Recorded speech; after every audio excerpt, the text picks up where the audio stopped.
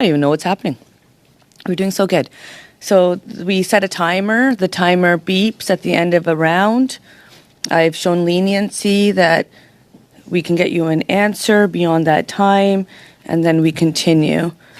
I can ask to see if that timer needs to be louder, but it's been working so far, so I feel like we're in a good spot. Oh, yeah. Mr. Cooper, followed by Ms. O'Connell, suivi par Madame Normandin. Followed by Madame Normandin and then Madame Blaney. Mr. Berthold and Madame Rominato. Thank you very much, Madam Chair. Thank you, Ms. Telford, for appearing.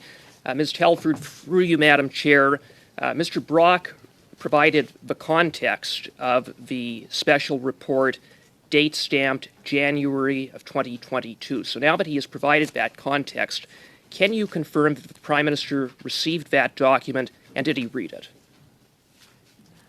So in terms of the specific document that you're referencing that was mentioned in reporting, Madam Chair, that and that the previous member was mentioning, I can't speak to whether or not we've been briefed on any specific documents or any specific subjects.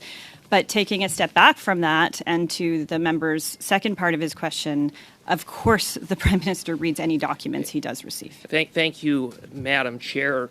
Ms. Telford, when was the Prime Minister first briefed about Beijing's election interference in the 2019 election? When?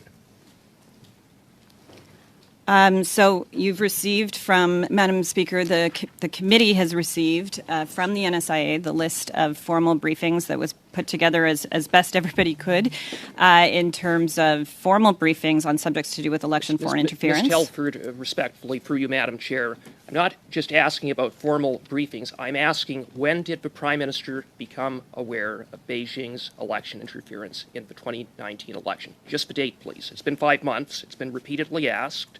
You're the top official in the Prime Minister's office. Canadians deserve to know when he first learned about it. Could you please answer?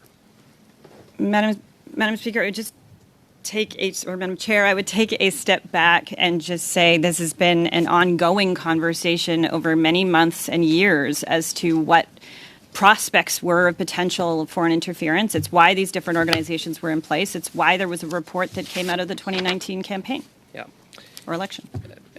Again, Ms. Telford, I want to be clear that Canadians deserve a date, so maybe to provide provide further clarity, the Intelligence Assessment Secretariat of the PCO prepared a daily foreign intelligence brief dated February 21st, 2020, in which that document has been produced to this committee, a heavily redacted version of that document. It speaks of, quote, subtle but effective interference networks in the context of Beijing and its interference in the 2019 election. It speaks of, quote, investigations into activities linked to the Canadian federal election in 2019 reveal an active foreign interference network. On what date did the Prime Minister receive this document? I could not tell you what date he did or didn't receive a document. Did the Prime Minister receive that document?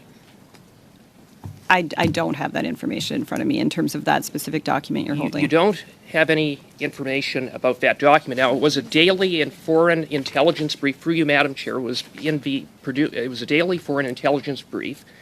Ms. Thomas said that it would have been in the Prime Minister's daily reading material. Would she be wrong? It may have been. I am not suggesting she's wrong. It's that I can't speak to where he was that day. Sometimes briefs come in a whole bunch of different formats because those kinds of pieces of information are not just floating around. So I don't know whether he got a verbal brief that day, whether he got a weekly wrap-up that week, or whether this was a daily one that he had on his desk. This document has been widely reported. It's one of the very few documents that have been produced to this committee, and it's highly relevant to the question of what the Prime Minister knew and when he knew about Beijing's election interference. And your inability or refusal to answer whether the Prime Minister had, in fact, read this document, was briefed about it, is troubling. It doesn't inspire confidence. In fact, it invites suspicion. And perhaps your unwillingness to confirm that is because, as Global News has reported, that document spoke of, quote, foreign interference networks in the Greater Toronto Area that implicate at least 11 candidates in the 2019 election, that Beijing's Toronto consulate was involved, and that it involved the clandestine transfer of funds. So, in other words, the Prime Minister seemingly knew as early as February of 2020 about candidates. Why has he misled Canadians for the past 5 months? So a couple of things, Madam Chair, is one, everything the Prime Minister receives, he spends a lot of time with, and he most definitely reads. So I can confirm that if they are documents that he received, he absolutely read them. Second, that he's briefed on matters of foreign interference and matters of election foreign interference as per the documents you have received on a regular and ongoing basis. And third, on the specifics of what you were referencing there, I can't get into, unfortunately, in this public setting, what was or wasn't briefed on in the level of specificity you'd like. Thank you. Hey, that's something everyone can enjoy. And then Mr. Turnbull. Thank you, Madam Chair. Thank you, Ms. Telford, for being here today. In the document received from the Privy Council Office, the Prime Minister's Department, that was requested on March the 2nd, it was received by this committee this morning. It states that on September 28th, that cleared Liberal Party of Canada representatives were given a security briefing. Who were the senior Liberal Party officials who were part of that briefing? I was not. And I believe you have invited to this committee the national campaign directors of the 2019 and 2021 campaigns, so they can speak to that in more detail. Do you know who the cleared representatives were for the Liberal Party? I do know that Azam Ismail, who you have invited to the committee, was one of those cleared representatives. Okay. Was Zita Astravaz one of those cleared individuals? I don't believe so. Okay. I can't say that with absolute certainty, but I don't believe so. To your knowledge, has it been brought to your attention since that time that the then candidate for Don Valley North was made aware of any of the contents of any of the briefings given to cleared officials with the Liberal Party? Sorry, I'm not sure I'm following. Was he? Well, did the candidate for Don Valley North, to your knowledge, was he given a readout or made aware of the contents of the briefing that was given to the cleared officials with the Liberal Party? So, Madam Chair, not to my knowledge, but I was not involved in that at all during the campaigns. I was on a full-time leave for both campaigns on the road with the Prime Minister for the whole campaign, so these were things managed by headquarters. Okay. The 25 ridings in the GTA, who would have been responsible for them, to the best of your knowledge, during the campaign on behalf of the party? I'm not sure I'm understanding again, Madam Chair. Do you mean in terms of who was kind of the campaign coordinator for the GTA? Yeah, regional organizer. I'm not even sure. I'm not the best person to speak to that. I really, if you wanted to ask me about 2015, I could help you out. But you're going to need to talk to the 2019 or 2021 campaign directors. I'm not even sure how it was carved up within the GTA. Okay, so that's not something that you would have known in your capacity on that campaign? No, I'm sure I know the person, but I'm not sure which person it was or if it was even done in the way that you're describing. Okay, and your role on the campaign was? I was on the bus, as they say, or on the plane throughout the entirety of the campaign in 2019 and 21. Would you have access to those names now if you asked? Yes, I'm sure I could follow up. Yes.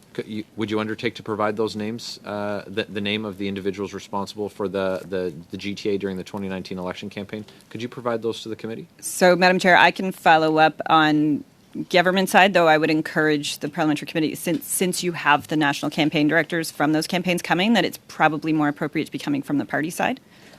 Yep. But just to be clear, you're going to. But I'll undertake. I will take it back and Thank see you very what I much. can do. So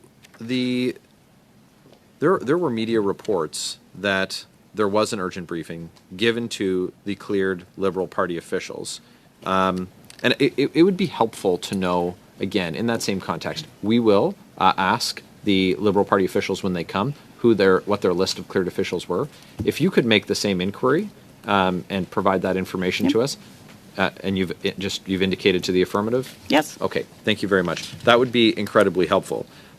Because this speaks to, of course, the concern that information was made available to these officials who would then, it would be reasonably expected that they provided it to the Prime Minister, which is what you said. If you receive the information, you share that information with the Prime Minister.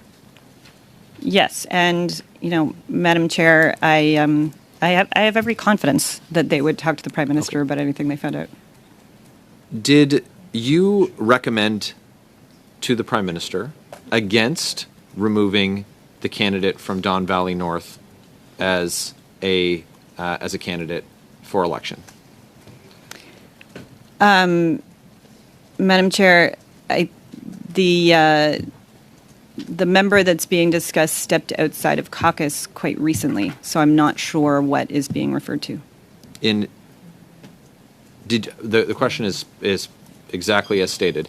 It's if you recommended when the candidate for Don Valley North was a candidate for election, if you recommended against his removal from the slate of candidates running for the Liberal Party. What I can say is I was never involved in a conversation on the subject. Okay. Conversations did occur.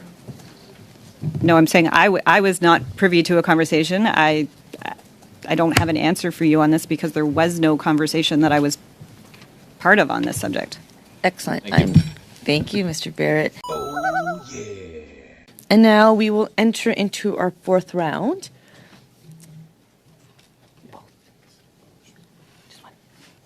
We're going to start with Mr. Cooper, followed by Mr. Zuberi, Madame Normandin, Mrs. Blaney, and then I'll get you two more names, and that will bring us to an end. Mr. Cooper. Thank you very much, Madam Chair. Ms. Telford, through you, Madam Chair. 10 weeks before the 2021 election, Bob Soroya, the then Member of Parliament for Markham Unionville, received a cryptic and threatening text message from Beijing's Consul General in Toronto suggesting that he would no longer be a Member of Parliament after the 2021 election. Were you, the Prime Minister, or anyone in the PMO briefed or otherwise have knowledge about that text message? Madam Speaker, Madam Chair, I can't speak to this information, and I can't speak to that information. You can't I'm sorry. speak to the information because you don't know? Why can't you speak to this information? No, and because, as I said before, as frustrating as it is for all of us, I can't get into confirming, let alone denying information and going beyond the bounds of the security heads who were here before me. Well, I find that very, very interesting that you will not confirm whether you have knowledge of that text message. Do you have, I'll ask an even broader question. Do you have any knowledge of interference by Beijing in the 2021 election in the riding of Markham Unionville? I can't speak to specific pieces of information. As you know, I was not the cleared representative during the campaign. Sorry, through the chair, the member knows I was not the cleared representative during the campaign. But in terms of what I have been briefed on subsequent to the campaign, and you will have seen a lot of this come out of the review of the panel's work during the 2021 campaign. So broadly speaking, yes, I have been briefed on attempted interference and influence during the last elections. And that occurred in the riding of Markham Unionville? Yes or no? I can't speak to that, Madam Chair, in terms of the specifics. Another convenient non-answer. Ms. Telford, through you, Madam Chair, when I asked you in my previous round about when the Prime Minister first learned about Beijing's interference in the 2019 election, you didn't answer it. You said it's part of an ongoing conversation. You conveniently refused to even acknowledge your knowledge, your familiarity with one of the very few documents that has been produced by the Prime Minister's own department, the PCO, dated February 21st, 2020, that spoke about a subtle but effective interference network in the 2019 election. So, in the interests of transparency, Canadians deserve to know, when did those conversations begin?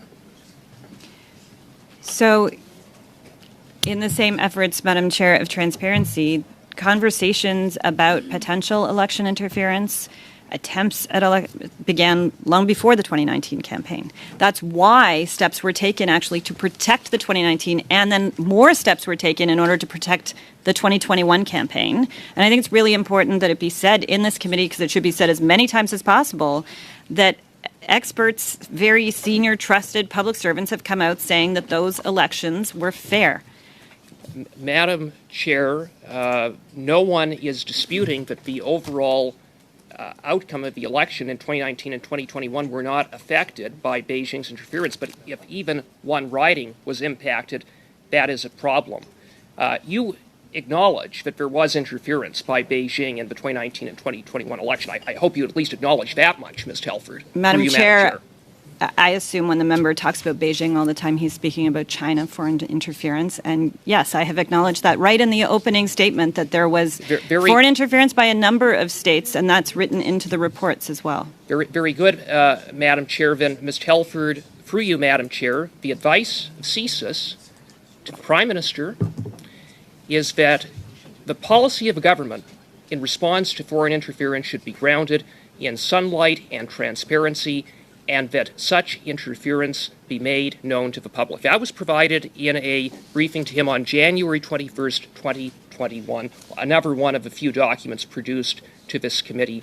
Why is it that in the face of your acknowledgement of Beijing's election interference and the advice that CSIS provided to make such foreign interference known, the Prime Minister instead kept Canadians in the dark? Madam Chair, I will be quick on that and just say, it's rare for the member and I to agree on anything, but what we can agree on is the importance for transparency and sunlight and growing confidence for Canadians in our institutions. And it's for that reason that our government took steps to protect the elections that had never been taken before. Thank you. Hi, everyone. Congratulations, you're spending more money on taxes than on food, clothing, and shelter combined. How many kids did you molest Jeffrey Epstein? More than just elbows. These are Muslim values. These are Canadian values. Anyhow, what are you going to do? Trying to keep you informed. Aaron Canadian Looney trying to hit 30,000 subs. Help me get there. Thank you for watching this video. We'll catch you in the next one. Later, gang.